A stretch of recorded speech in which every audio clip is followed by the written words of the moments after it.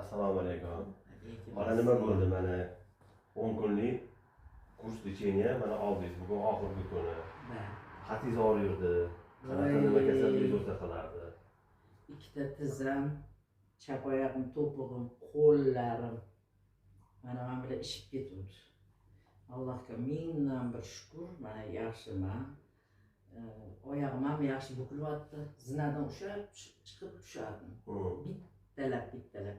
Yaxshiman hozir. Allohga mingdan bir shukr.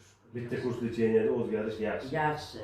Keyin bitta yonboshim bilan yotsam, qaytib bu yonboshimga og'dorlamas edim. To'g'risida o'rnidan turib, qaytadan o'tirib, bu yoqqa qarab og'dorlardim. Yaxshiman.